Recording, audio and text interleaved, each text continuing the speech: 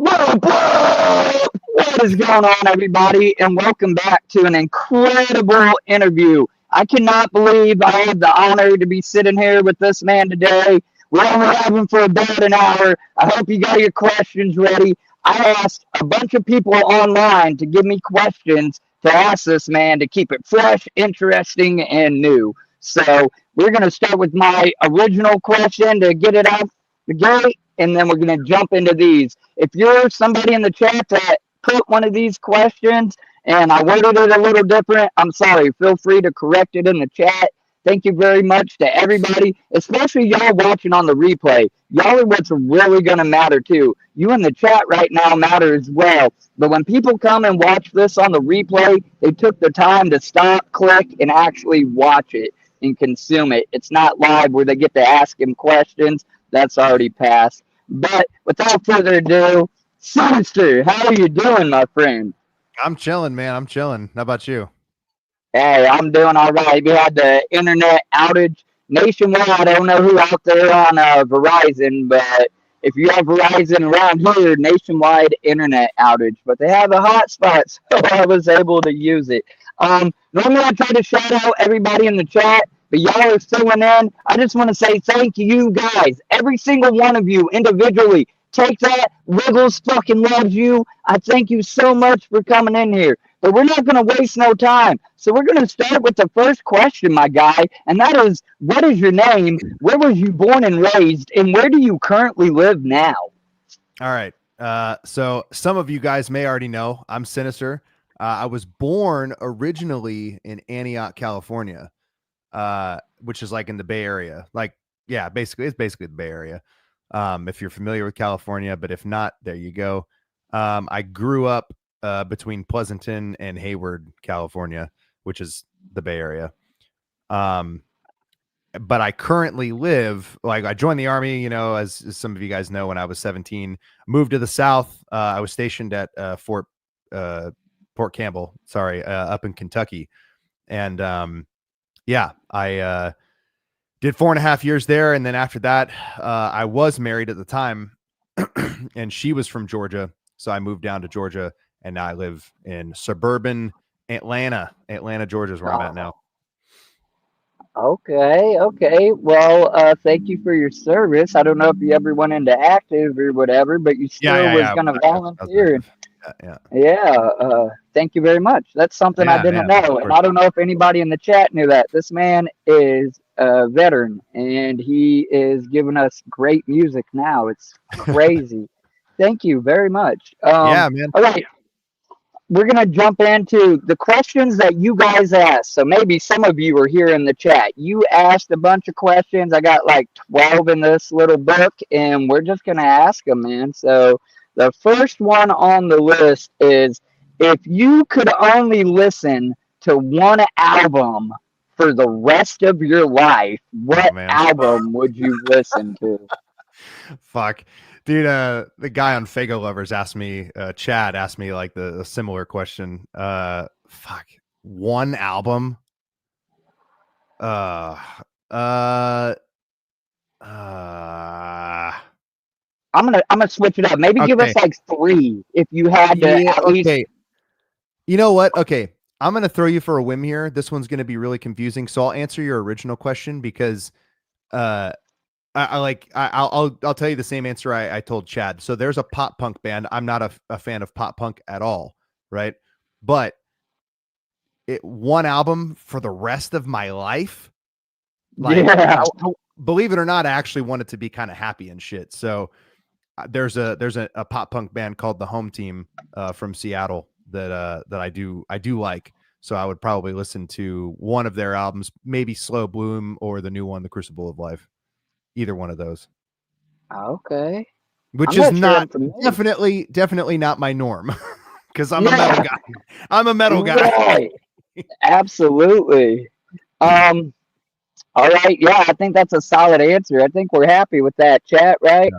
I don't want to call you chat. Chat's weird. There's some homies in here, but they're like your homies. Shout out everybody. Y'all are really piling in. I love it. And I know it's for him, and that's what matters. I sent out a bat signal like on all my platforms. I blasted that. It's happening, Yeah, man. There's 20 yeah, people oh yeah, sitting in here right yeah, now. oh yeah. Crazy. All right, Well, on hey, to the next question. we'll get to everybody's questions in a second. So if you got questions, just ask them in the chat. And then once we're done with these, we'll fucking Right, we'll this ask was them like the in the people chat. who answered first Yeah, online. yeah, yeah. All I right, haven't done one of these like ever. So, this is incredible, and he picked Wiggles. dude, look, Love it. after the gathering, and I saw you hanging out during my set, but in answer to your question Hell yeah, bro. about why I chose this too, because when I saw you at the Black Circle in Indianapolis, you really, really fucking showed a lot of Dude, love for me. And I'm very, very yeah, new to the Juggalo world, you know? So like I saw what you did and I just like, I saw what you do on YouTube and shit. So I was like, hey, I fuck with him, man. For real. dude, I got love for anybody that's got love for our culture and community. You can even be adjacent, Juggalo Yeah. adjacent. Just don't be a piece of shit, bro. And Yeah. Wiggles got some love for you. Yeah. But anyways, all right, what else we Next got? question. Speaking of that, how did you and Ouija meet? What's the lore behind that? Only tell us what you can, of course. You ain't got to give no real secrets. No, I'll give you the whole rundown. So basically, well, I'll try to make this short, but it's probably not going to be that short. But a lot of people have asked this. I posted a video. There's a reel of it on my Instagram and my Facebook if you want to go listen to that too. It gives even more info. But pretty much there were a bunch of people in Ouija's ear on the Juggalo side, and then there were other people who were Juggalos, but they were homies with me. And they were like in my ear, like, yo, you got to fuck with Ouija. You got to fuck with Ouija. And then, like I said, it was happening on Ouija's side too. It's like, yo, you got to fuck with this guy Sinizter. And there was a guy, I don't know if you know Spanky Moldy. That's his Instagram app. Yeah, that's Frankie, Uncle Frankie, baby. Frankie Goldie. Yeah. He was, dude, he was like, he literally forced my music videos onto Ouija one day and one like made him watch it and was like, dude, check this guy out. This was like a couple years ago.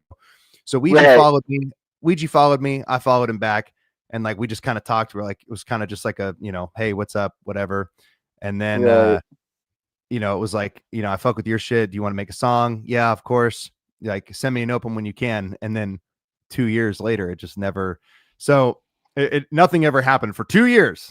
This shows how high on the priority list it was for both of us. We're just doing our thing. So, basically, it came full circle. 2024, he was doing a show at the Masquerade, which is my stomping grounds out here in Atlanta. And I hit him up and I was like, bro, I'm gonna pull up. He's like, bro, do it. I played that show 10 days prior to my own headliner. And he was like, bro, yeah, come through. I'll get you backstage and all that. And I was like, all right, sweet. So I pulled up and he got me backstage and we met. I met Kev Buck, I met Ouija, I met Chunk and Darby. And from there, everything was cool. We talked a little bit more about, you know, working and all that kind of shit. And 2 months later, because it took me that long to like find a good beat for him, I had a Flexitelli beat. This is how Dead to Me started. I had an old Flexitelli beat. That's the Ayolo Mexico, pass the gas. That's that shit. So yeah, so I had one of those sitting on my computer, which is rare. Because I usually use all those Flexitelli beats I usually use. But so I had one sitting on the computer from like the year prior in 2023. And I wrote like a real quick hook on it and it was fucking fire. So I recorded it and I DM'd Ouija and I was like, bro, I got something crazy for you. And he's like, bro, send it. He sent it. And literally within like an hour, he sent me the verse back for Dead to Me. And that's pretty much where it all started. From there, he like FaceTime me. We talked for like 4 hours, literally, not even an exaggeration. We've had many, many long, lengthy conversations on FaceTime that basically just getting to know each other and like talking ideas and shit like that, you know, talking industry game, shit like that. And he was telling me about the Juggalo world and shit. And I was like, fuck. So I do know a good bit about the history. A good bit. Yeah. Not everything. Absolutely. But, yeah. And ironically, that is part of the questions, which you just answered. There's another question kind of worded that very thing. How was Came to Kill produced? Did y'all physically come together to record? Or was it more virtually sent back and forth, which you just literally... Yeah. It was definitely... Shortly after that, you guys done that tour then, right? Yeah, so in answer to your first question, everything was done like just sending files back and forth, but we were communicating like daily. And Right. it was a pain in the ass because obviously we did like 13 songs, and nothing that we made got scrapped, which is good because that means we didn't make anything that we didn't like. So everything that we made got put on that album. And we were thinking about making some extra tracks for it. The only reason why we didn't was because we were kind of on a time crunch to get everything like the CDs and all that shit printed. Right. In order to have it ready for the tour. And that was like a big thing. So otherwise we would have added a couple, bonus tracks that were like unreleased kind of thing. But right. Hidden yeah, tracks, no. if you will. Yeah. So cause he told me he usually does shit like that. But I mean, overall, I mean, I don't think it was really necessary. I mean, I think 13 was good. Funny story though. He does a lot of big albums. I do a lot of really small albums. So he was like, bro, let's do 17 songs. And I was like, you're insane. I'm like, I looked at him. I looked at him dead in the face. I was like, no. I'm like, we're not. I was like, there's no way we're doing 17 songs. And he's like, I'm like, we'll do 10. And he's like, dude, 10's too little. He's like, you're crazy. And I'm like, you're crazy. He's like, all right, how about 14? And I'm like, 13. And he's like, all right, fine. So that is so beautiful. It was like compromise after compromise after compromise until we landed on 13. And 13 was just kind of the magic number because it was literally just what we needed. I think it's like just enough, to where it's not too much, but it's not too little. It's like that happy medium. Absolutely. And like the thing is, it's not too bloated, it's very concentrated. Every single song is a banger back to back. That was it flows fully intentionally. I selected a lot of beats from Flexitelli and Mikey the Magician. Those were guys I was working with a lot.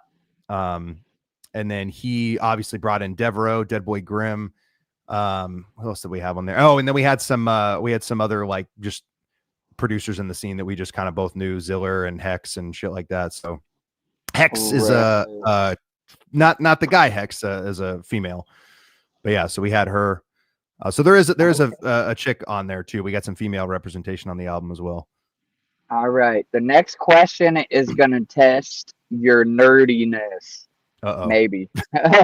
What's your, and I don't even know how I would answer this because I haven't got to play video games in a while, but somebody said, what's your Elden Ring build? Oh man. Do you have an answer for that? I've never played Elden Ring ever. Okay. And I'll tell you this. I'll even go take it a step further and tell you I'll never play Elden Ring. No, because look, I've done like MMOs, I've done hack and slash and stuff like that, and like RPG games in general, like Japanese RPG games. And there was a point in time where I was part of, this was back in like 2014. I was part of a mythic raiding guild in World of Warcraft. I don't know if if you've ever played World of Warcraft. Yeah. Mythic rating is like, it's like, it's up there, but I was in like the number 2 rating guild in like on my server that I played on. And the amount of time that I had to dedicate to that shit was like, literally I would have to plan my real life around like, oh man, well, I can't because I got a raid tonight. Yeah, you know how fucking stupid that sounds to everybody. Right. Your actual life is being changed by your virtual world. Yeah. So once Sinizter started and it was like, this is my career now. I play video games, but very seldom. Like the extent of my video game playing is like Call of Duty and like RuneScape games that I can like put down for a long time. I need to. Right. Absolutely. No, I get it. RuneScape's dope, man. I haven't played that in a while, and there ain't nothing wrong with maxing out on some zombies and shut the console off. Yep. Exactly. All right, let's move on. Don't even think about it. Absolutely. The next question I have for you is, what are some of your biggest forms of inspiration?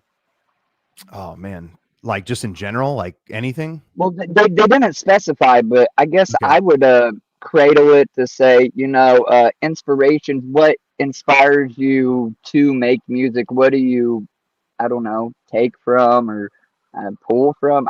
It was kind of vaguely. I just wrote down these questions. Yeah, no, it's all good. So so like musically, of course, like, you know, obviously like I'm inspired by like metal and to be honest, very little rap nowadays. I used to listen to a lot of it, like, you know, growing up and like maybe even up to like a few years ago. But now I've like really kind of, there's only a handful of rappers I really listen to still. But I try not to be influenced by rap as much as I do like other genres. And just like Yeah, when it comes to lyrical influences, I think is probably like that's where the originality comes into play. Cause like it's obviously stems from like my life, the life I've yeah, lived is like some of it's not always current, but philosophy, horror, like movies and books and stuff like that. Either stuff that I've read because I don't really get to do a whole lot of reading nowadays, but um right. definitely movies too. But yeah, I mean pop culture so like, you know, if I'm doom scrolling or something like that on Instagram or Facebook and I just see some crazy shit going on in the world, like honestly, Mm, sometimes, bro, that's where those hard metaphors start to come into play, and you're like, oh shit, right. what the That's fuck that did he switch. just Like, ooh, say? Yeah. yeah. So pop culture actually is a pretty big influence on me as Let well. me break it, like, because I'm gonna tie that with a question I normally ask. What was the switch that Mhm. made you say, I want to do music and take it seriously? Oh, dude, that happened when I was a kid, like literally. So it's kind of weird. So I'll give you a very long-winded answer. So when I was a kid growing up, like, when I say kid, I mean, dude, I was probably like 8 or 9 years old. I remember being in like an apartment with my mom, and my mom used to watch a lot of like Entertainment Tonight and like E News and shit. So she was always like watching actors, and you know, like I would watch MTV and shit during the day before my mom would come home, like after school type shit. And pretty much, dude, like I remember like we were watching some like Grammy Awards or something like that one day, and I looked at her, like some band was performing. I'm pretty sure it was Linkin Park, but I told her, again, little kid me was like, "Hey mom, that's gonna be me one day," and she just like laughed. She's like, "You're so Right. funny, Like, son." okay, And I, sweetie. yeah, type shit. Yeah. So she did that, and I was like, no, I'm serious. Like I'm telling her this as a little kid. I'm like, that's what I want to do for that's for like my whole life.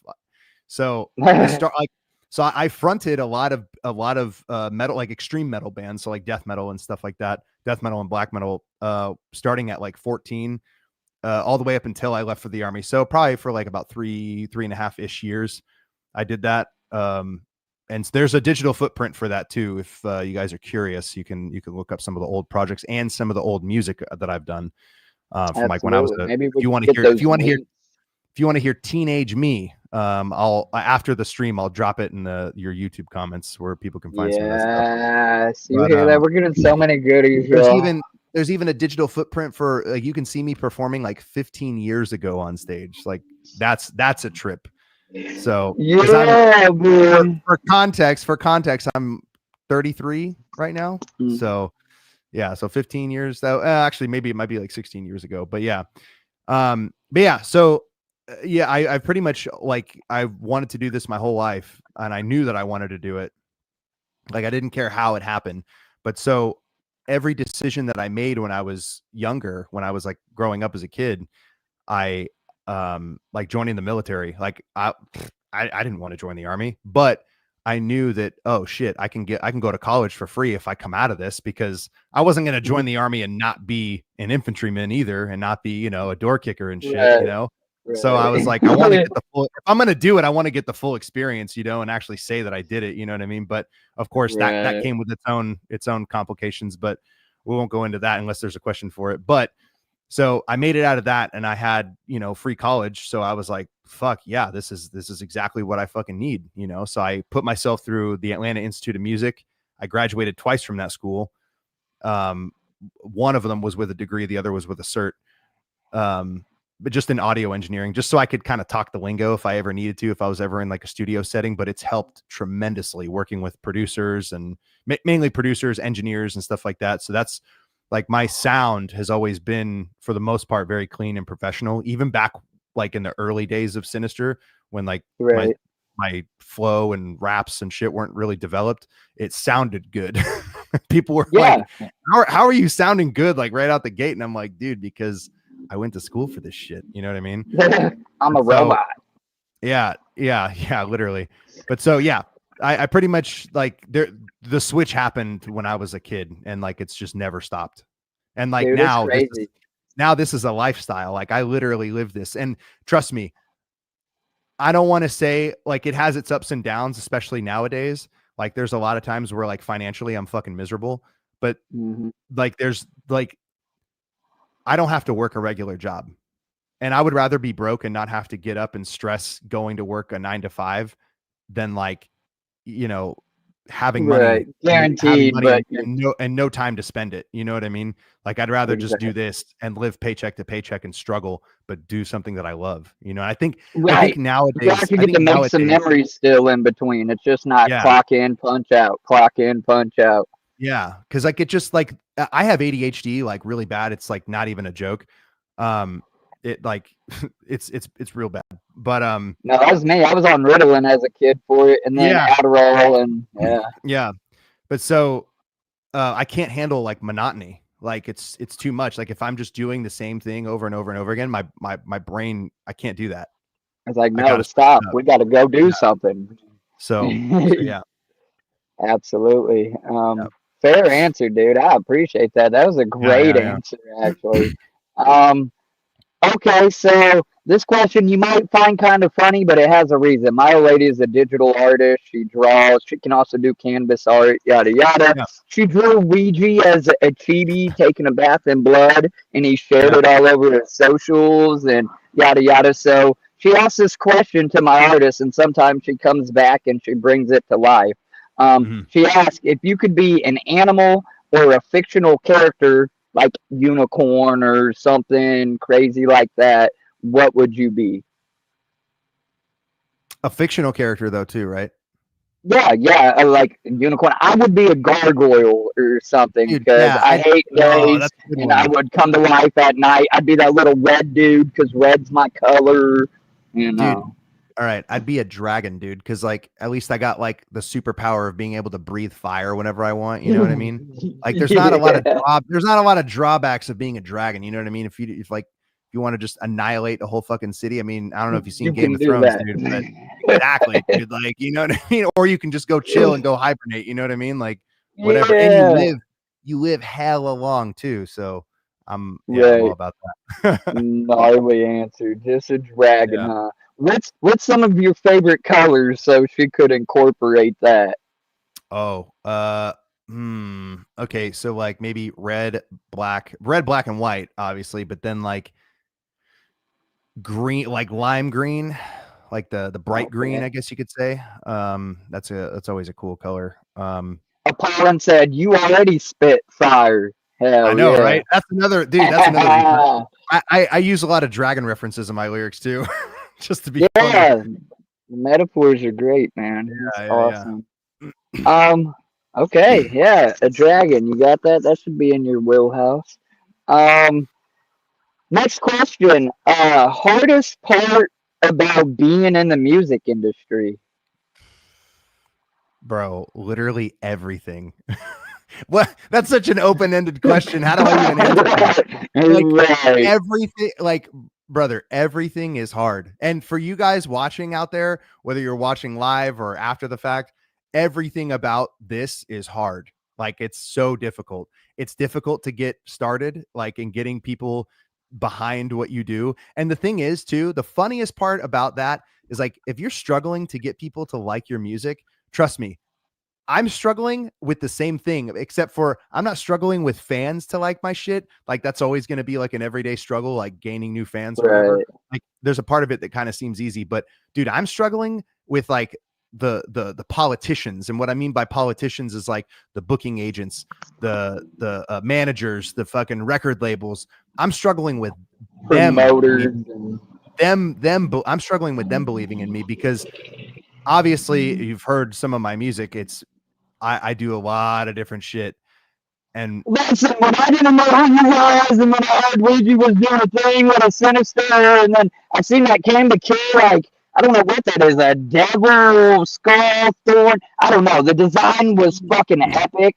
And then when I heard your music, I was like, whoa. I'm gonna be honest. I'm gonna say publicly, metal wasn't really my thing. You know what I'm saying? It's Yeah, okay. no, It's dude. for somebody. I like Yeah. rock and classics and hair bands but just like screamo, I didn't necessarily, get it. But something about how you do your music, one, I can understand it lyrically still. Like I know what you're saying, even when you're belting, and you're good at it, like you said. Yeah. I mean, you really got a talent. So I'm like, what? And then I'm like, well, he's doing a whole album with Ouija, so let's go, Ouija, you better scream, and yeah, one thing led to another. Yeah. Well, see, so like that, like it's hard to get people to believe in what like my vision and what I'm doing. And I'm at the point now where literally this year, I don't know if it's like maybe I hit a certain age where I just stopped giving a fuck, but like that's part of it. And also that I've almost been Sinizter for a decade. You know what I mean? So like I just don't really give a fuck anymore. And eventually I'm gonna, if you build it, they will come. You know what I mean? Right. So I just have to do whatever I can. I've had a lot of exposure. I've had help from Ouija. I've had help from guys like HAARPER that took me on big full US tours.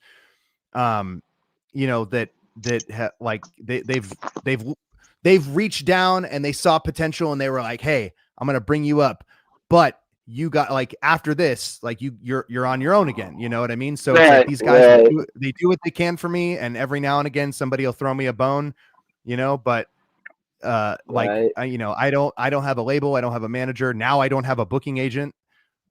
So yeah. It's tough. It's fucking hard. So I like, and I've never been signed to a label before. I don't think it's going behind nobody's back or nothing. Have you tried to reach out to Black Circle and Indie? I mean, I know that's quite a stretch for you to probably just do a one-off show. You need to be on a tour. Dude. No. I totally want to do like one-offs. Like, I think that's perfect. I need to do one-offs to build. But the thing is with that is like, I can't just reach out to the venue. I have to know a promoter in that city that can book me there. I'm not a promoter, Sinizter, and I'm a nobody, but I know people that own that unit, that establishment, and do security there and stuff like that. So maybe I can just be like, hey, you remember Sinizter came with Ouija? He wants to come by himself, or Dude, I don't know. Check it out.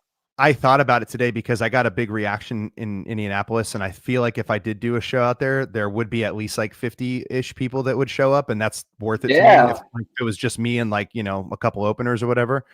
But yeah, if you are able to talk to anybody up there and let them know, but typically I got to have like a promoter to book me at a venue. So I put out a fucking post on like Twitter. I haven't done it on Instagram yet, but I did it on Twitter and Facebook about like, hey, if you guys have, booking, like anybody who does booking or whatever for your your city or whatever, send me their emails, have them email me or whatever. Cause honestly, right now, dude, like I have nothing for 2026. And now that I don't have a booking agent, bro, I don't have shit. I'm not going to be playing shows as of now. I don't know if you know him.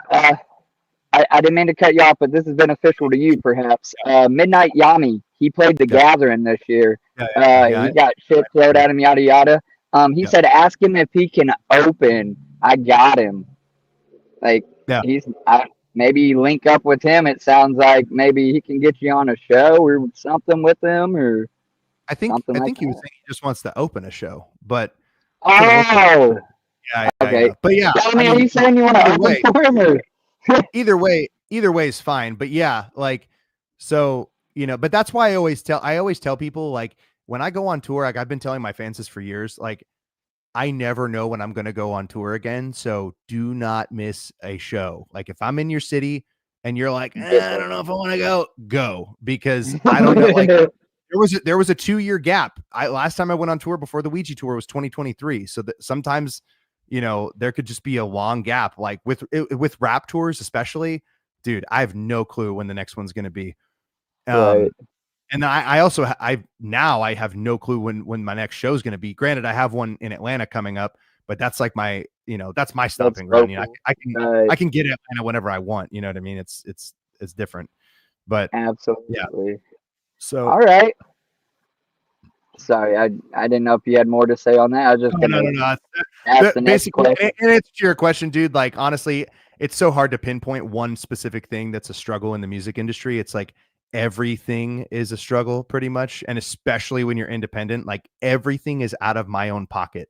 All my money goes into this shit. That's why I was telling you, like I live paycheck to paycheck. I pay all my bills, and like if I print cassettes or CDs or something like that, I have to pay for that shit in advance, or like shirts or whatever. I got to buy that shit in advance in order to Right. sell it. You know what I mean? So yeah, it's Absolutely. tough. It's tough.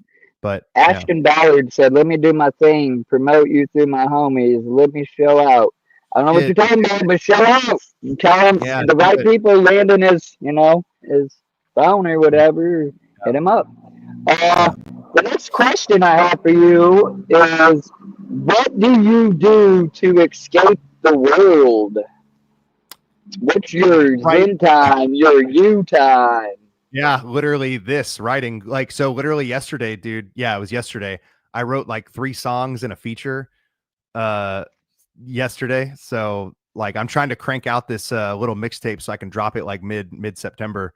The Diatribe 3 mixtape. So if you're looking forward to that, or if you're looking forward to any new Sinizter album or mixtape material, there's one coming September 19th. So get ready for that.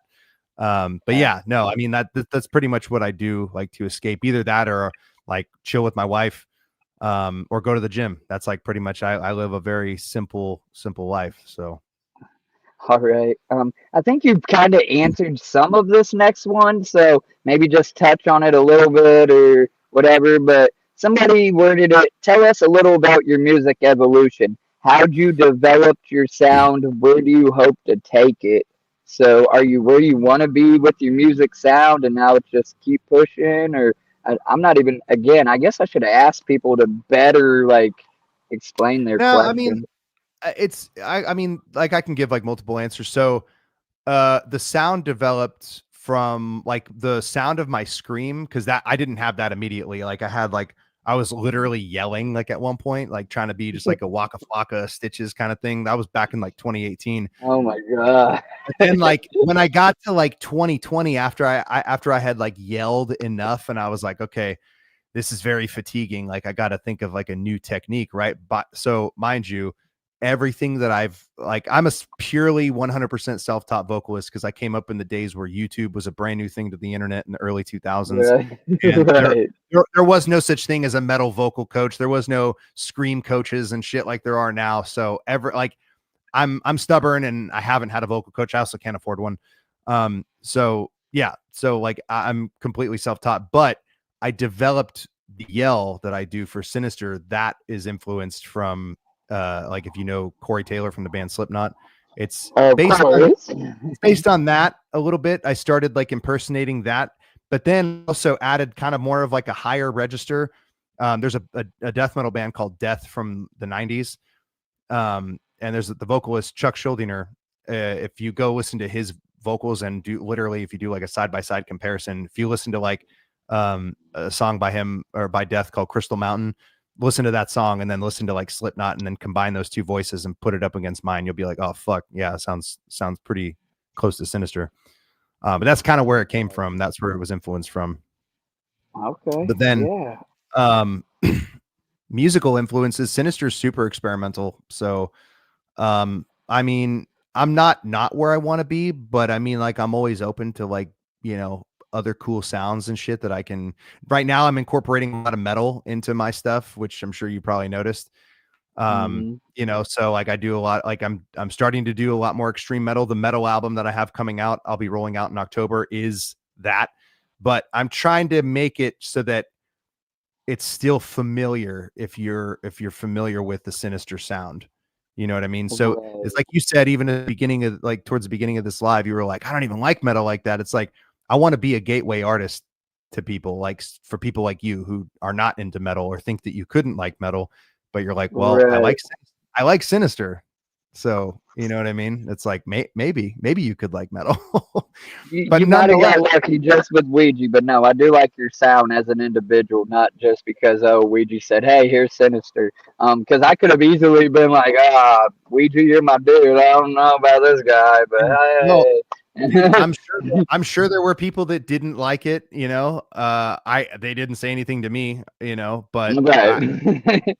it seems like the very core Ouija Mac fan base and everybody who saw us on the tour really fucked with it. So that's good. Absolutely. I'll go ahead and let this be included in the next question. Caster said, "Hi," and he used your first real name. Hi, Scott. How do you warm up your voice before a performance? Literally, it's like I'll usually start in the hotel room because I don't want to do it when we're like at the venue, but literally just doing what I do, but like at like 50%. Yeah. Just, So, or like the to do like the only time I don't really have to warm up before I do the actual Sinister performances, but what I do have to warm up for is when I do like the harsher vocals, like the lower gutturals and the higher like the actual metal screams and stuff like that I have to warm up for. And for that, um this is going to sound really funny. It's actually a form of like throat singing. But so for like if I go into the booth, if I'm about to track like a metal track for that day and I gotta do some low vocals, this is what I'll do. Like I'll stand or sit, and it's like this. Hopefully this isn't too loud, but it's like a yeah.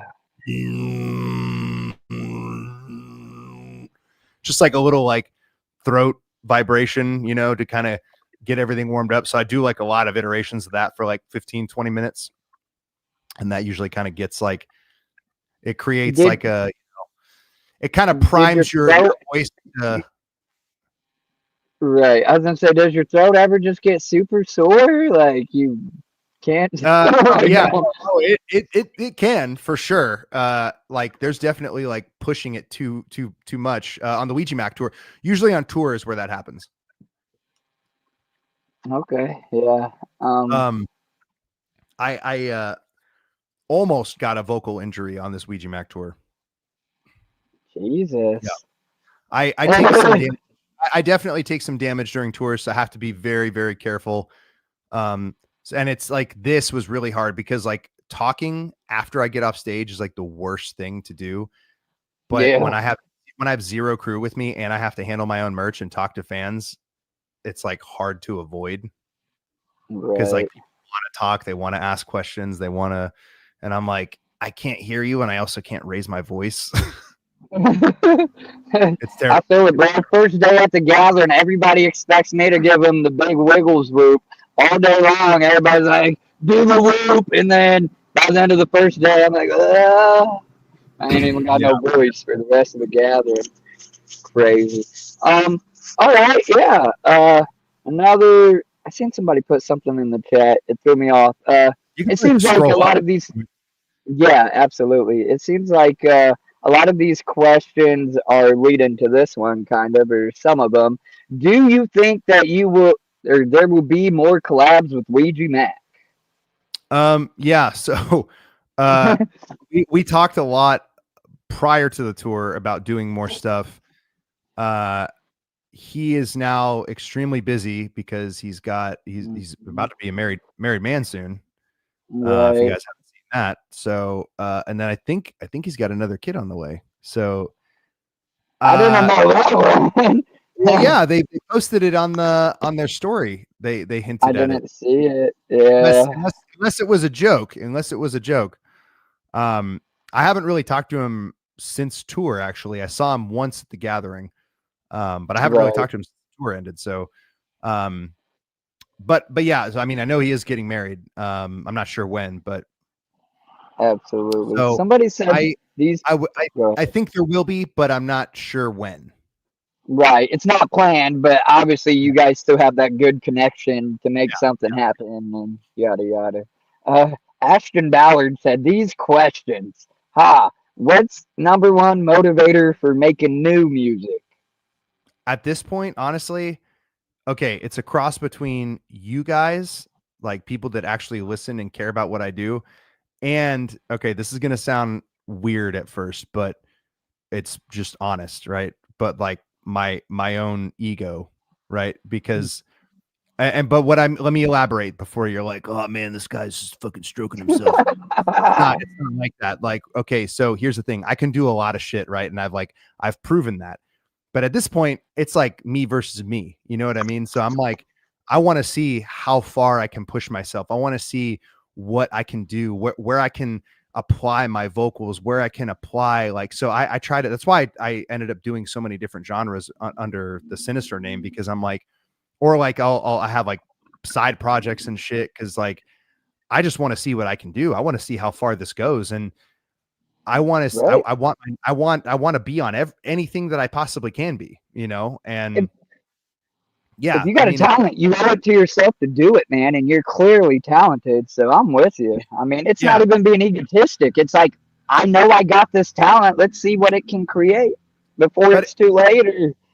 I have a lot of stuff like I said, I make a lot of shit that I know like my core fan base most likely won't listen to. Some of them might be into it, but others are not going to be.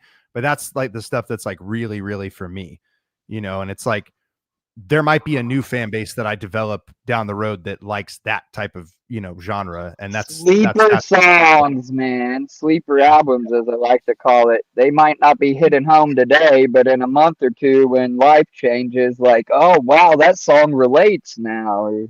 Or just something that's not even Sinizter. Something that, like I said, I have a couple other side projects too. So yeah, it's like pretty much just, you know, like I have this deathcore project, for example, called Hate Within, and I always wanted to do like the crazy vocals, the deathcore vocals and stuff. So I trained my voice how to do it. I learned it, fully self-taught, taught myself how to do it, and recorded an album. And that was my test to myself, was, hey, can I do this?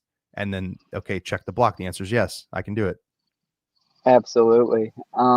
That's incredible, man. You're very talented. I want to take the moment real quick to tell everybody that's in here, thank you so fucking much. Like, y'all have hung out with us already for 40 minutes, and it's been a blast. And y'all haven't been like bombarding the chat, repeat questioning. I have a few more questions in this little book, and as long as Sinizter is about it, I'm going to refer to your guys' questions in the chat next. I just real quick want to say, if you haven't already, I know you get excited, you forget to do it, but if you could hit that like button, it's a small gesture from you, but a big favor to me and the YouTube algorithm. It shoots it out. It gets new people in here that maybe not even Juggalo, don't even know Sinizter. Give them a chance to, you know, catch wind of his music or whatever. So please hit that like button. I really appreciate everybody's time and effort out of their day. Time is the one thing we can never get back. So I really do appreciate y'all's time in this stream. The next question I have here, it sounds a little personal, like they may or may not know you. What was it like working with knives? Sound familiar? Oh, so I don't know. That guy actually recently bought a feature from me, like yesterday, actually. So funny. Maybe that was a lead-on question on purpose. Yeah, maybe. I don't know who asked it, but yeah. So I don't know. I would imagine it's probably going to be pretty easy. But he's supposed to be sending me a metal track, so I will jump on that and wrap it up. Oh, all right. A next random question: what's your daily carry? What's my daily carry? So it's a Smith & Wesson 9mm, and I have radically invasive projectile rounds in there. If you don't know what those are, look them up. They're like serrated tip shells. So like when they splice is going through. Yeah, well, so because the 9mm doesn't have a lot of stopping power, but when you have these, like they're like, they call them rip rounds, right? Like radically invasive projectile, but they're like it's like a bunch of, I think there's like maybe 15 little shards that like burst out. It's similar to a hollow point, but it doesn't leave a hole, right? It's just like, you know, it does more damage, you know, long term, and those little shards are probably a bitch to do surgery to get out. So if you don't get to a hospital quick, you know, you're probably fucked. Right. Probably had no business stepping on my fucking lawn. Yeah. Nah, absolutely.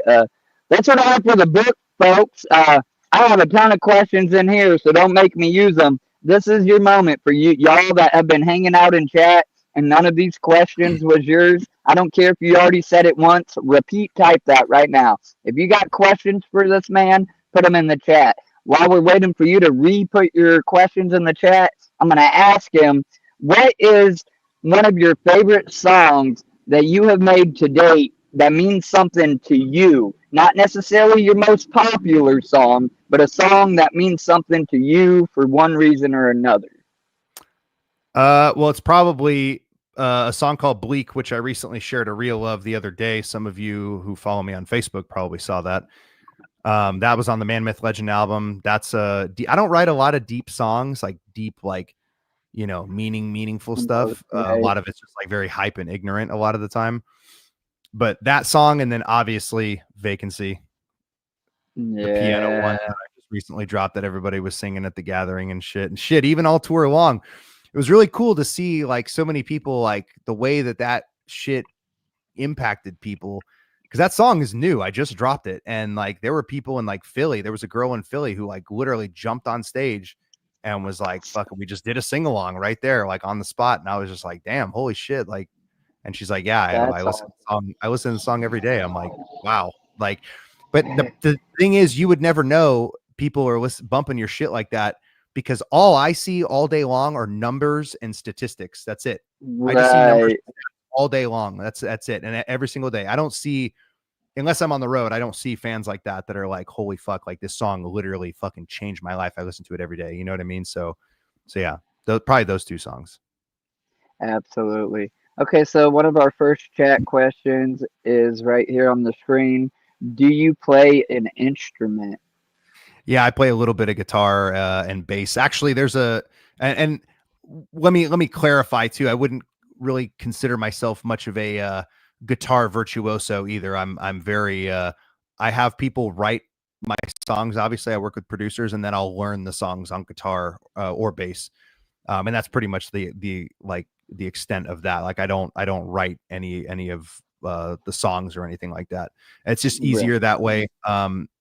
Music theory is tough, and for some of the shit that I got, like even playing it sometimes is difficult. But there's a music video that you guys can go watch for Of Sin and Virtue where I actually did learn that song, and I am playing it in the music video. So yeah. Hell yeah. EM Sucks says, do you look back on your older music, specifically before 2020, negatively, or does it still hold up in terms of quality? Yeah, it's fucking terrible. I mean, but you got to start somewhere, you know what I mean? But yeah, no, that stuff is horrible. I would not recommend listening to it. Now, there are songs from that era, like little onesies and twosies, that did help me gain traction. Like there's a song from 2018 called Unleashed. That was like the first kind of scream rap trap metal kind of deal. That was like the first real song I actually did that got like real views. There's another song called Deathmatch. That was my first song I ever did with Flexitelli. Same thing, same like, you know, trap metal type song. And then God is Dead is also from 2019. So that's pre 2020. But yeah, I didn't really start honing in the sound until like the pandemic, until basically the Diatribe 2 mixtape dropped. That's where you can kind of see like, oh, there's a shift. There's a really big shift happening now. Now it's like you got the beats, you got the flows are a lot more kind of, you know, fleshed out and shit, you know, like it seems like I'm more comfortable, you know, with myself. And then 2021 and on is like, I mean, shit, like even I was looking at myself and being like, Listen, man, I think everything man's touches is crazy now. But before 2021, I was learning, man. I was trash. Obviously, I'm a consumer. I'm not an artist, but I believe, or I think that if you don't see a difference in growth, are you really even trying? Like you should always be learning and growing in your niche or your hobby or what you're passionate about, always trying to want to get better or strive to do better. So if you don't see a difference, I don't think you were really trying in between, you know, a 5-year gap or something like that. Yeah. Oh, that's a question. I just took it off. Anthony Favorite. said, "What's your favorite marching cadence?" Oh man, dude, probably the one everybody hates, which is oh, actually, you know what? It's okay. It's either the C-130 rolling down the strip, airborne Ranger gonna take a little trip. That one. He's talking about an army cadence. Yeah. So like I actually do like that one. Everybody fucking hates it. But then the oh yeah, okay. I don't know if he's ever heard this one. I'm assuming he's asking because maybe he's ex-military. But there's one that's like, I hear the choppers hovering, and then they're hovering overhead. That one. But it's like at the end of that one, it's like talking about how an infantry guy has to like kill a fucking dude in his foxhole and shit. So I always thought that shit was No. fucking yeah. So I like that one a lot too. Hell yeah, that's what's up. I would not know. I took the other route. I ended up incarcerated for a little bit when I was It young, happens. and It happens. It yeah, happens to the best of us, man. yeah. But yeah, I don't know if it's Andrea or Andrea, Andrea, but yeah. they said, "How'd you connect with a POC APOC Crisis?" Crisis. APOC Oh, Crisis. okay. Yeah, My he's fault. a local Atlanta rapper. So we met actually that's a really funny story. So when I was doing my funk collaborations in 2021 with Ghostface Playa, they did a song, him and Ghostface did a song together. Ghostface Playa is a producer from Russia who is like really popular in the TikTok funk realm. Okay. And him and APOC did a song together. Fuck, what was it called? If you look back in his catalog, it was in 2021. I can't remember what the song was called now, but it was the first one they ever did together. And I heard it and I was like, oh my God. I'm like, dude, I asked Ghostface, I DM'd him. I'm like, yo, who the fuck is this guy? And no shit, funniest story ever. Turns out this is how small the music industry world is, especially the underground. APOC actually saw me. I paid. I bought onto like my first Southeast tour in 2018, back when I sucked. But I bought on to, I don't know if you know Jay Green and Omen 13 or any of those guys from I've like heard the Schema Posse and name. shit. They're from like Schema Posse, from like that different side of the underground, outside of the Juggalo world. Okay. But they were doing it was a tour called Doubt Me Now 3, and we did an Atlanta show, and APOC happened to be there, but I didn't know APOC was there. I didn't even know who that was at the time. And he's like, yeah, man, I gave you a business card. And I was like, oh shit. And like, no shit. I went back and found the business card back then. This was like in 2021. So like 3 years later. And I was like, oh shit, we did meet before. And yeah, so that was basically how we met. So like we met in real life, but then also we met again on Instagram Hell through yeah. Ghostface Playa. And that was how we ended up collaborating.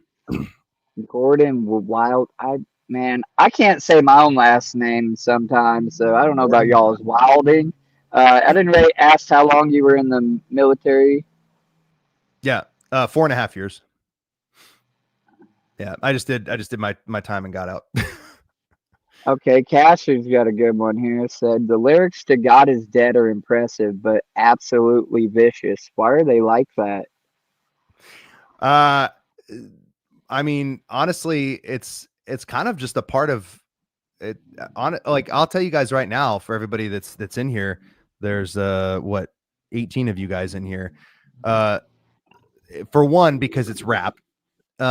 Secondly, it's meant to be an exaggeration. You know what I mean? It's not fully serious. You know what I mean?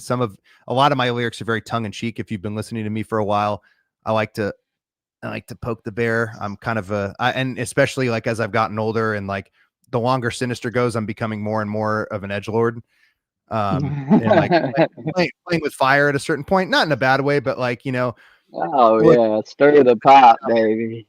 rap is boring right now. It really is. And I think music is almost getting to that point where everything's just stale because everybody feels like they're like walking on eggshells. They don't want to offend anybody and all that kind of shit. And I'm like, look, man, like Andrea, that's in here right now.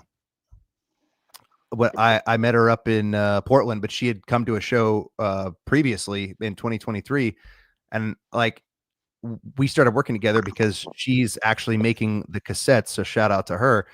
But dude, like I asked her what her pronouns were, you know, and like, to be honest, generally speaking, I don't care about that kind of stuff, but I like, if it's somebody that I'm like now personal with, and like now I'm developing a business relationship with, of course I want to respect stuff like that. And of course I don't give a fuck what walk of life you come from, actually, you know what I mean? Right.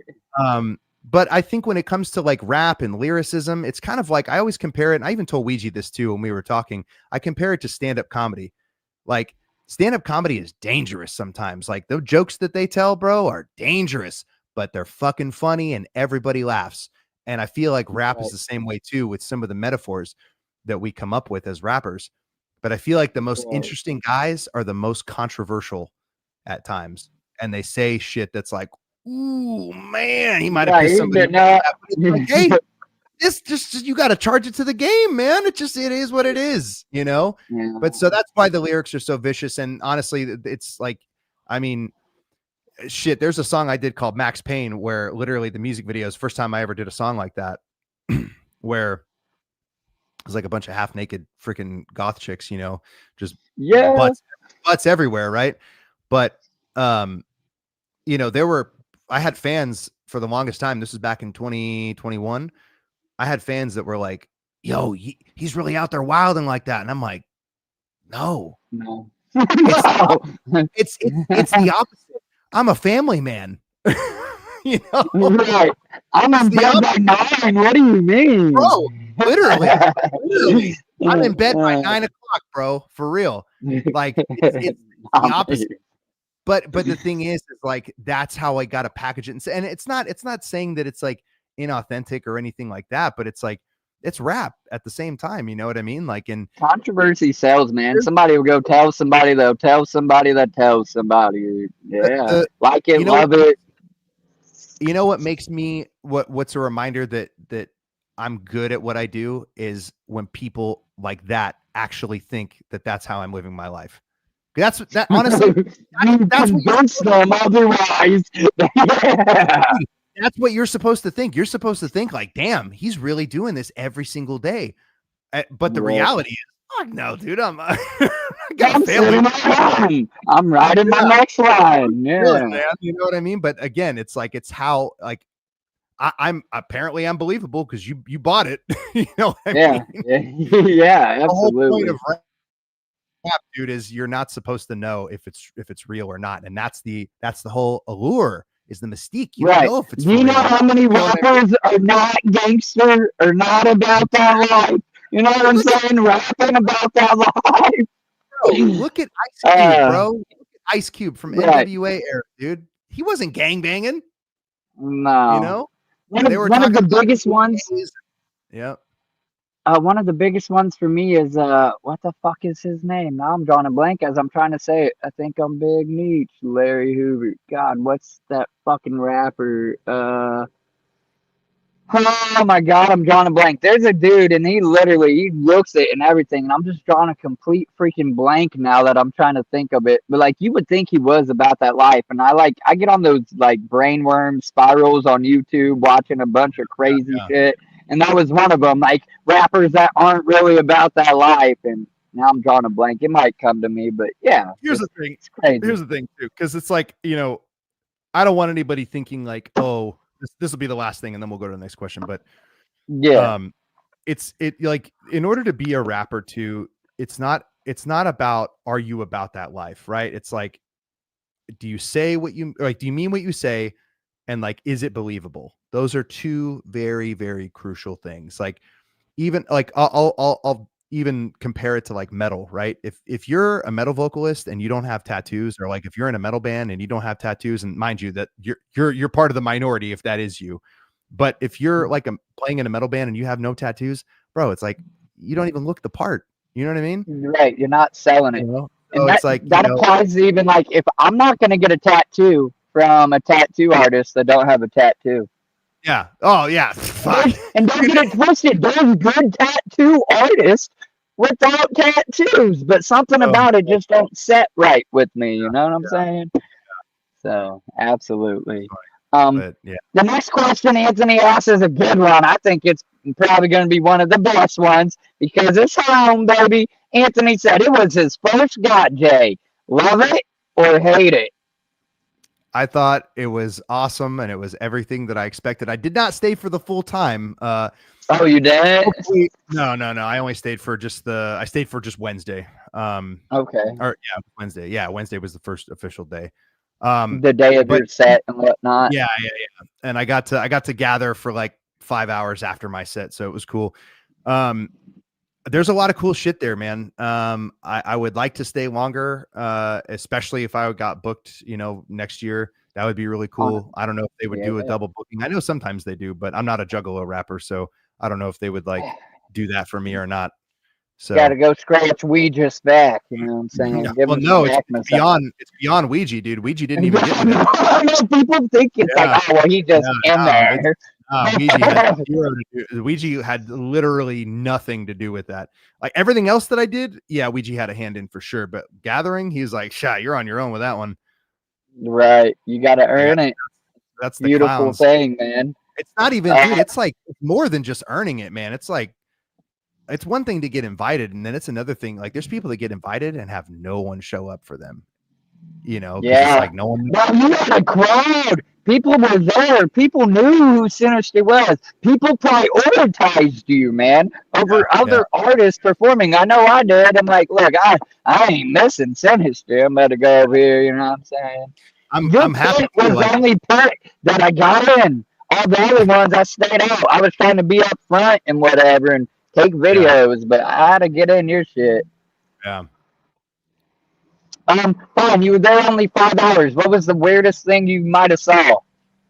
I saw. Well, see that. Here's the thing, man. I have Juggalo friends, and they always tell me about the gatherings and like all the crazy shit that goes on there. So I already expected it. So nothing was really like weird. Right. You know what I mean?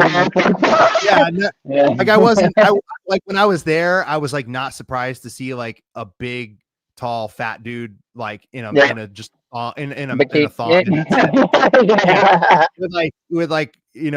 balls hanging out and everything. I was like, it just didn't even surprise me. I was just kind of like, wow, that's you just kind of dadding yourself like I'm gonna see that. I was like, yeah, that is par for the course. It's the gathering. Yeah, man, it's the one place that we get to be like unadulterated, completely ourselves with no judgment, nobody judging you. You can be who or whatever you want to be because they're being whoever they want to be, and yeah, it's just a beautiful thing. Absolutely. And I'm assuming, if given the chance, you would come back. Oh yeah. Absolutely. All right. Caster asks, I like the Redux version of the song Russian AK. Will you be making a Redux versions for the other old songs? No, the only reason why I did that for Russian AK was because it was a big song. It's on World Star, like the music video and everything. And I recorded it back in 2020, and I was like, man, I listened to it and I was like, dude, I could do such a better job. Like I would murder this now with like my current voice. Just like the way I sound now is a lot different. It's a lot more matured than it was 4 years ago, because I re-recorded it last year for the Mammoth Legend album. And I stopped engineering my own shit too, which was another different. I used to mix my own stuff, and not that mix was bad, but the stuff that I'm doing now with the engineer that I currently work with is like, dude, it's like a night and day difference. Absolutely. So if you compare the two, you'll see what I mean. You'll be like, oh shit, yeah, the redo version is way better. Absolutely. I'm trying to scroll through here. I got people saying hello. I want you guys to know, like you don't already know, Wiggles fucking loves everybody here. And even though I might have overlooked one or two somethings, I just want you to know I'm seeing it. And this is going to be like the one interview I go back and rewatch a million times. So I thank you so very much. I appreciate it. Learning a lot of stuff here. I'll help you out, Wiggles. Because there's questions in here that by all means, just go for it. So Justin Luna asked a while ago, I don't know if he's still in here. Would you sign to C17? Man, so how do I answer this question without like saying too much? Like that's okay. Here's the thing. Give a basic answer. Yes, maybe I would, or no. I don't think signing contracts is beneficial for what. Look. I'll tell you this right now. There are no contracts for that. I don't think, not that I know of, but it's kind of just like a handshake. Hey, you're a part of this collective kind of thing. But what I will say is that no, I'm not a part of Chapter 17 because I know there was a lot of speculation on that. So I'm finally on a somewhat of a platform to be able to say this now publicly. I am not a part of Chapter 17. I am not signing to Chapter 17. I am not the new. There was a thread about it during the tour. Like, oh man, people were asking me, oh, he's like, is Ouija about to sign you? I'm like, no, that's not. Like, we're literally just friends. Like we're just homies. That's it. It's not like, you know, the super deep thing. There's no, you know, yeah. But like, I don't like that. It's Chapter 17 is Ouija and Darby, and then Chunk as like a supporting cast, and Kev Buck as another supporting cast. That's it. Right. You know, like that's their thing. You know, that's not for me. You know what I mean? That's not. They wouldn't even ever ask me to do something like that or to join them or, you know, whatever the case. Like that's you know, that's Ouija and Darby's thing, and that's Chapter 17 is like a brand. You know what I mean? So right, it's a fraction of like exactly. Exactly. Ouija, and it's not disrespect. And I think you worded that the best way possible because you guys are obviously homies. Your music's a little different. And what it does is it means you guys are friends. And whenever you want to come together, you can make some different, you know what I'm saying, music. It doesn't have to be like, oh, you're required to put out this much for C17 or yada yada, or, you know. There's another thing too.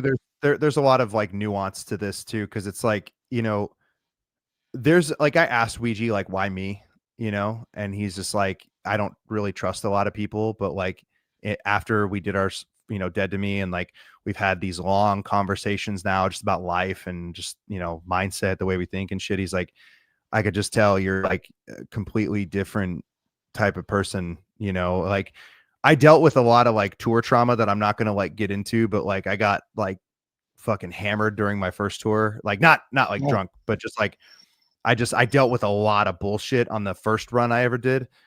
Yeah. And I carried a lot of that into this next tour with Ouija, and he was just like, dude, you gotta fucking chill, man. Like it's not like that over here. Like you're good, bro. It's fucking, you know, do you type shit, you know? And I'm like over here trying to be all like mad professional and shit. He's like, bro, just like relax, let your hair down, like, you know, because like, dude, yeah, I had some weird rules on the first run that I went on. So yeah, it was weird. That's crazy. This shit was like completely different. So it was an adjustment even for me, working with somebody like because Ouija's pretty laid back. So I'm gonna turn this into a question. Anthony said your face paint that Liz did look pretty dope, though at Gotcha. So did you reach out ahead of time to her, or was it like a random?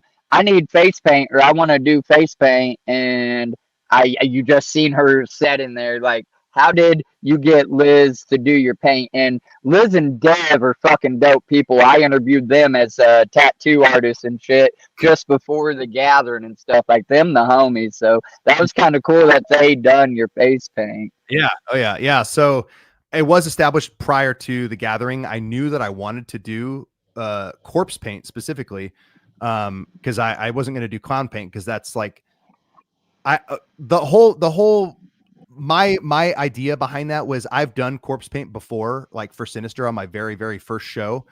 And it like didn't really like, it connected for that crowd, but nowhere else that I performed for would it ever connect with. But I'm like, if I wear corpse paint, and like, even though it's not clown paint, it's going to resonate with the Juggalo because it's paint. Like, this is my war paint. And the Juggalos are still going to see it and be like, yo, like respect to him, because like they're still going to see it as like an adjacent thing. You know what I mean?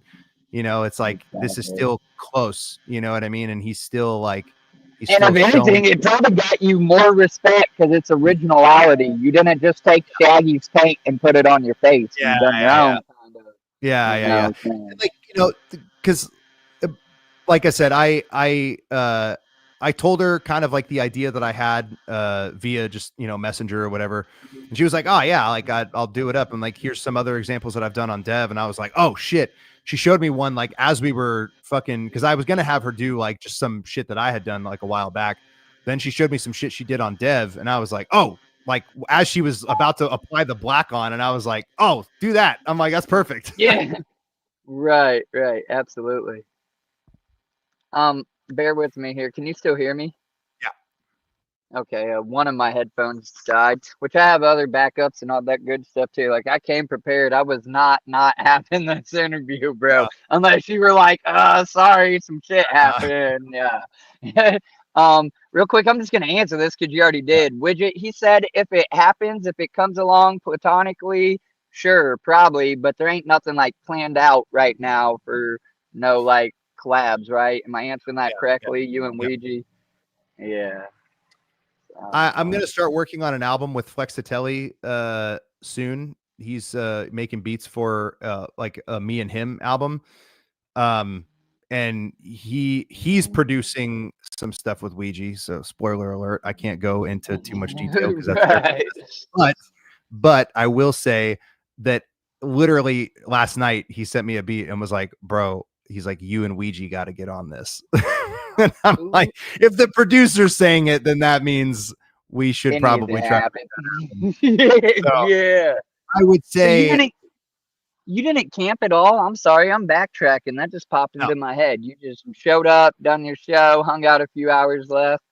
Yeah. Well, I mean, I hung out till like 2 a.m. because I went to the early part of the chapter 17 party. Well, it was probably like 1 o'clock. So I stayed for like an hour of the chapter 17 party and then left. No. I would do an Airbnb again. Okay.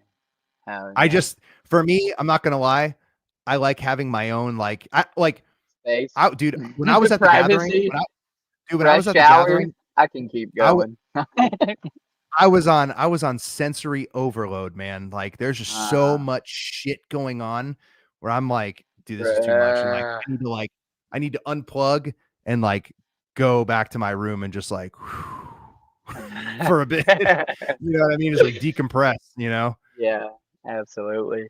No, sometimes I get social anxiety only like at big events for that reason. Like I can do a one-on-one with Ouija in the back room or something, but like the gathering crowds and just like you said, the oversensory of just everything. Sometimes my heart gets a little racing. I might get a little sweaty, a little like let me just get out of here for a minute. So it's like too much. Absolutely. I'm trying to scroll. I have lost a lot of the questions. So if y'all are in here and you're like, I don't want to hear it because I don't know if ever I'll be able to get the man back on here. This is a once in a lifetime deal for Wiggles. And I don't want to hear about you didn't ask my question. So if you got a question for this man, you need to get it in the chat. You know what I'm saying? He said we had an hour. We've already pushed past the hour. It's been plutonic. I will fucking love this forever. Thank you so much. But we also don't want to abuse his time. Maybe we'll be able to get him back again. So y'all got questions. 15 people hanging out. I know you're not here to look at my ugly mug. You can see it all over everywhere else. Ask this man some questions. Also, we're going to get every link that he wants you to have, whether it's merch, music platforms, social medias, all of that. If you're watching this on the replay, it's already there in the description. Right. So you can pause, save this, and go check it out. Go ahead. So someone in here, it's not a question, someone just made a statement. Justin Luna said, do a collaboration with Darby O'Trill. So Ouija actually told me, he's like, you should collab with him. Actually, when we were at the ICP show in Atlanta, he was like, dude, he's like, that'd be fucking sick if you collab with Darby. And I was like, all right, yeah, I'll hit him up. And I literally DM'd him right there on the spot and said, hey, send me an open whenever you want, and I'll fucking jump on it. And he's like, okay. And then again, that was back in May. Will Darby ever send me an open? I have no idea. But I did tell him that he could, and I like if he sent me something, I absolutely would. So like there's that. So if you want to see that happen, I think that would be based on demand. Yeah, so pretty Like much everybody start bugging Darby. In fact, yeah, I might just have to tag him in that shit and on Facebook. Actually, if you want more Ouija stuff, definitely just blow up Ouija about stuff like that. You know what I mean? Right. Ouija says that every now and again. He'll put posts out there. You want me to collab with somebody? Go bug them. Put my name in front of their face. Put their name in front of my face. I mean, that's how it happened for me and him, originally. So, Oh yeah. Go spam Darby, y'all, and Ouija. The show in Detroit in the shelter basement of St. Andrews was a hell of a show. It was hot as fuck in there as well. Dude, I almost took a very, very serious vocal injury at that show. Damn. So when I walked out to the stage to do my set, there was so much fucking smoke. I couldn't see any, like the people are right there, like at the crowd, but it was so smoked out in there. I walked out there, and actually I asked the sound guy afterwards. I said, "Hey man, I thought you said you didn't have a fog machine." He's like, "We don't." I was like, "Oh my God, bro." Everybody in that bitch was just, I mean, if you've ever been to this place, let me just like paint a picture for you. It's the old place where they shot 8 Mile, but like the clowns and like Eminem and D12 and all that shit, that's like their stomping grounds, right? But like inside this place, it's just like brick walls and shit. There's very, very minimal ventilation, and there's just not a lot of like, there's no windows in that bitch. It's just like completely dark.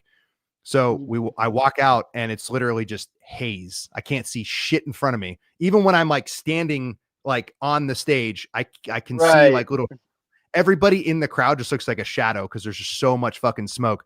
I'm performing, and like when I'm doing it, and this is why like the smoke fucks me up, because I like, like I'm having to take like big ass fucking breaths, bro. So when I take a breath, I'm breathing in all the fucking smoke, bro, and it is fucking destroying me. Like I'm like, bro, people are like, I'm not even saying about secondhand smoke, because I asked a dude in New Orleans, I'm like, "Hey man, I'm like, can you not smoke that joint near the stage?" And he's like, "It's a Ouija Macc show," and I'm like, "Brother, I gotta perform." I'm like, "You can smoke during Ouija set, but don't smoke during, or at least not right at the stage." Listen, I love my ganja. I'm a fucking pothead, bro. But even it's too much for me sometimes. I ain't even got to bring my own smoke because of that reason. I can just step in and couple few good ones, and I'm catching me a little contact or whatever. So I can understand where that could be overbearing, especially if y'all ain't got some kind of like fan up there to at least kind of blow it directly out of your face. Bro, it was literally just still. Like it was just fucking smoke fog, It's not going anywhere, and we were like, and dude, listen, ganja burns your fucking eyeballs too. That's like facts. The smoke is not fun. It was burning my throat, but yeah, dude, it fucked Ouija up. After that show, Ouija like got off stage and was like, "Fuck, that shit's had me fucked up." He was like, he's like, "Man, I never get hoarse on tour." He's like, that smoke fucked me up. Right. Hell yeah. Ninja with a Pencil said, "What's your favorite childhood cartoon?" Oh man, fuck. There's a lot. I'm gonna say Rocket Power. Dude, I was never a huge fan of Rocket Power, not gonna lie. You suck. I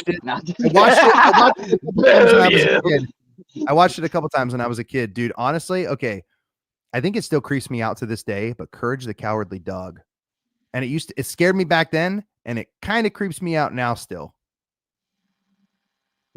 Right. No, I'm with it. I don't know. Cat Dog, Rugrats. I like a lot of 90 cartoons. Hey Arnold, stuff like that. Yeah. Alex Wigginson. Whoop. What is up? That's a new name. Are you here for him? Ask a question real quick. We got to keep him in here. If there ain't questions, we got out of here. No, I am fully satisfied with everything you have given me, my friend. But it was a good interview. Yeah, let's see. I'm all the way at the top here, so There was like 20 ninjas that planned to be up front by the stage to light their blunt when we came out, and they did. I don't know what the heck he. Alex is our baby Wiggles. Oh, that's Alex. Okay, I got you. Hell yeah. Whoop whoop. Okay, do you look back on your? Okay, yeah, you already asked me that question. Let's see, 33.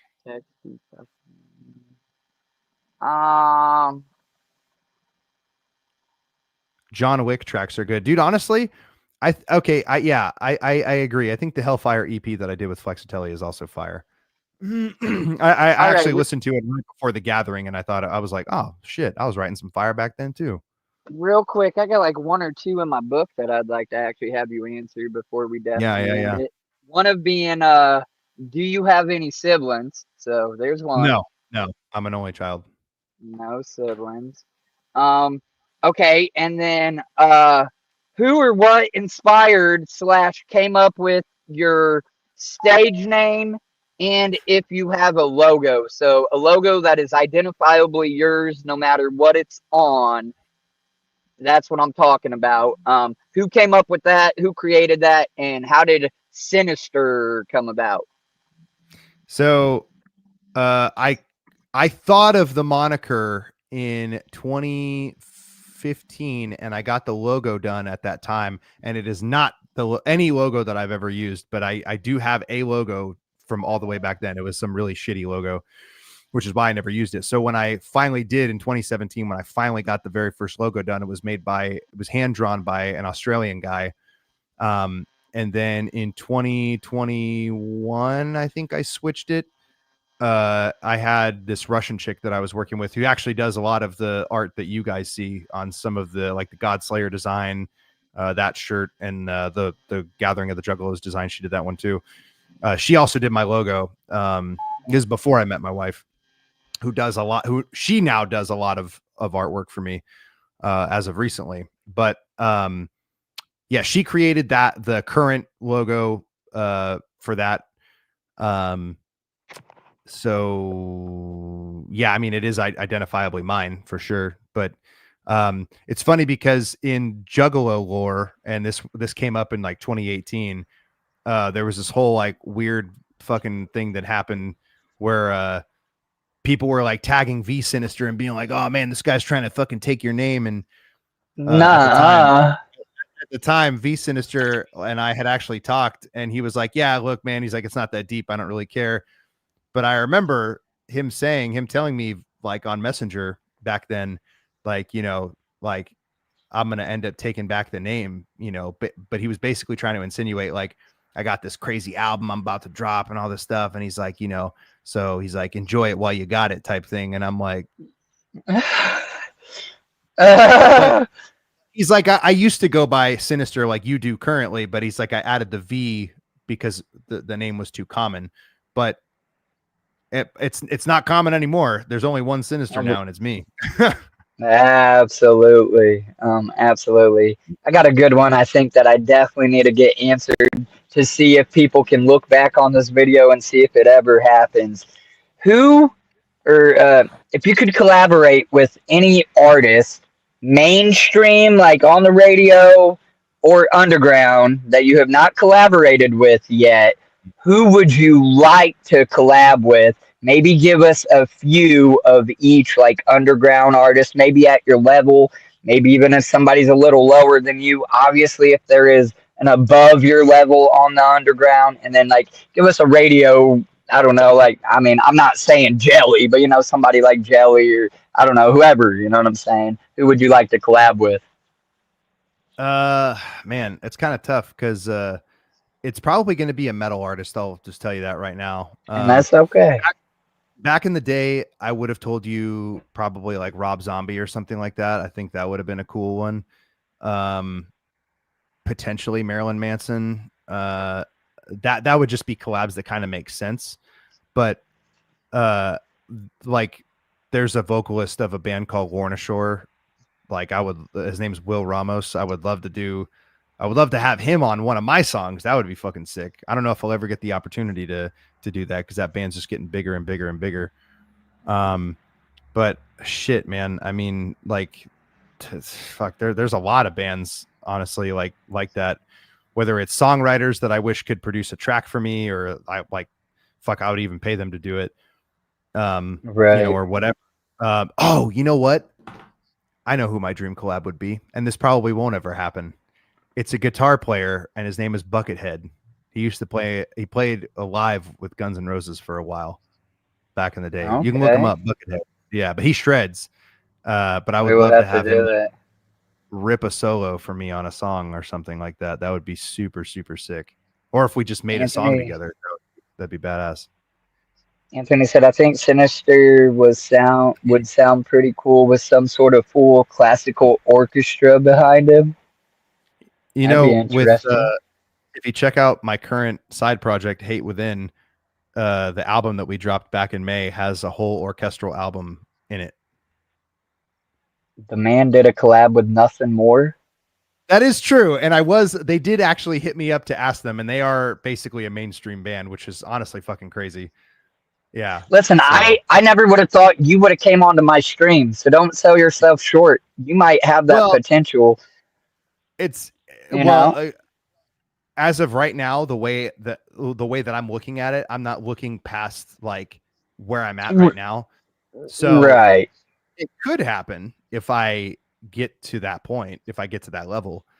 Right. But yeah, I mean, dude, like literally, I didn't even know who Nothing More was, but that shit just like landed in my lap. Like I woke up one morning and I was just writing away, and I just got some random message one morning from the vocalist of Nothing More, and it was just like this huge industry band, and I was like, "You want me on this?" I'm like, "Right." All right. Yeah, no, literally, it was just like an immediate yes. I'm like, all right, I'll fucking take a crack at it, Absolutely. So, that's a beautiful dude, thing. I'm honestly like, I don't want to jinx myself when I say this. Like, obviously, if I do get to a certain level where certain things do have to change, and I got to go all Hollywood, just because I'm more busy and shit, and I just kind of, things are what they are. For the most part, man, I'll never treat people the way that I was treated, and like I'll never like cool guy somebody. Like if like shit, dude, if I'm like big snub and somebody, yeah, and I'm like walking down the street and like someone recognizes me and they're like, "Oh, bro," they're like, "Dude, I'm a huge fan of your music, blah blah. Can I take a picture with you?" I'll be like, "Fuck yeah, dude," and hopefully it's just like a picture, and because I'll probably be out with my family at that point, so hopefully it's just a quick right. Hey, hopefully they're not overzealous and. Yeah. Sometimes fans get a little crazy, but if it's some chill shit like that, and especially, bro, if it's a Juggalo, man, and they're like, bro, dude, and you're gonna know it. I've said this, dude, because I know like the Juggalo fans are out there now after this tour, and playing the Gathering and playing Juggalo Ohio and all this shit. If a Juggalo ever comes to one of my shows, man, and they throw me a whoop whoop, even if it's not a Juggalo show, I'm always gonna throw it back because it's like, yes. That makes me feel all warm and weak inside. Yes, it is. That's right. Ouija, we taught him good. Well, it's not only that. It's because it's like Ouija kind of passed me the hatchet. Ouija's passed a lot of people the hatchet, dude. But it's like it's what they do with it. You know what I mean? And it's like if they know how to handle that kind of shit, and they know how to because some people, man, I don't know.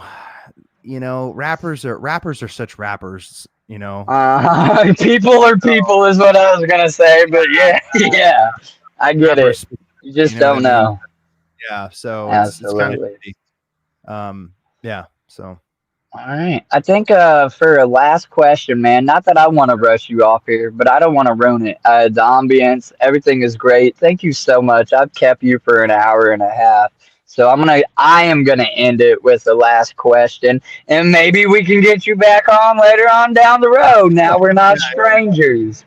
But how about, do you believe in any conspiracies at all? Bigfoot, aliens, Loch Ness? Give us something, give us nothing. Let's end it with a bang. Bro, I I pretty much almost exclusively believe in conspiracy theories at this point, because we have a government that does nothing but fucking lie and cover shit up and never tell us the truth because we can't handle the truth. And if we knew the truth, Facts. then we wouldn't be living how we are now. And I guarantee you, if we knew the truth, we probably wouldn't have religion. We probably wouldn't have fucking Facts. there wouldn't be like People would be like on survival. Literally, like honestly, it would be a whole different world that we'd be living in. And to be honest, it'd probably be a lot more refreshing if we knew the truth about everything, but I think that the government, especially now, what you're starting to see, I mean, if you just read the news, or just whether you watch left wing news or right wing news, whatever, it's all the same. It's just a different person telling it, but it's just, there's so much control. There's so much censorship. But it's like, why? Right. Why are the reins so tight? Why can't we like these things that used to be funny? Why can't we say that anymore? Like these things that were allowed. Why can't we do that anymore? Why can't we people are oversensitive or lose their freaking mind? And then I saw some crazy shit, and I know this is going to get into some wild shit here, but so we're not going to go too deep into this territory. But I saw something today and it looked legit, although there's AI news now, so I don't know if it was legit or not, but you guys can look this up and fact check it for me if you want. But I saw that they were going to start potentially putting new COVID vaccines into meats because people just didn't want to take it. So that's like, hey, we're just if you don't want to take it, we're gonna fucking make you take it. That's definitely against the law. Yeah, but, no, I mean, 100%. who makes the law? No, I get it. Yeah, no, it's a good time to go vegan, Ouija. You got me.